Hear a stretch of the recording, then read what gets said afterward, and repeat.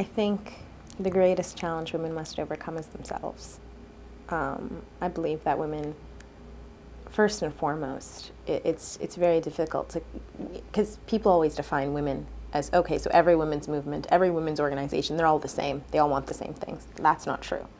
But there tends to be this disagreement amongst society and amongst organizations and amongst, you know, who will be the woman in the political position that we're going to all count on, who's going to be a woman in the economic position that we're going to use as kind of an example for ourselves and for our children. And I think that's the wrong way about it. I don't think you need to have one woman in politics. I don't think all the women need to agree. All the men don't agree.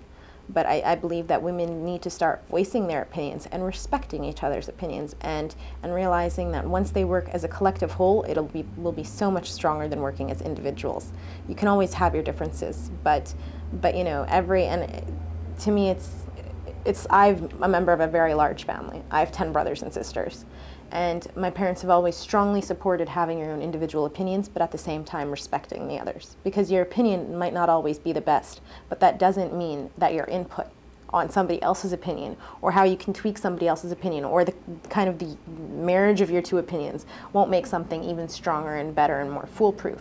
And I think that if we start as Libyan women looking at this, saying, okay, you have a fantastic opinion, your point of view is amazing, however, it may not necessarily be as realistic as if we kind of add these elements to it. And I think that if women can really tackle that, if women can tackle working together and respecting each other's opinions and knowing that this is not something that will be given to them. You know, no government, no society will ever say, oh, here are your rights on a platter.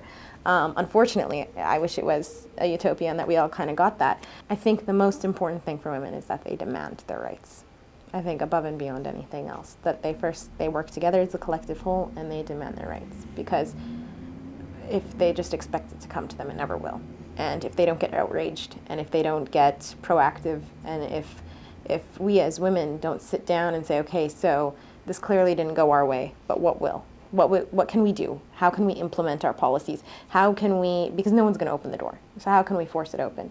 And I think there needs to be a strong sense of unity in that approach, because as always, you know, the more numbers you have, the more powerful you are in this kind of situation, as well as a strong sense of respect for, you know, for each other's opinions and for the situation that you're in, and for the goals that you have. But I definitely think that they need to overcome themselves in a sense.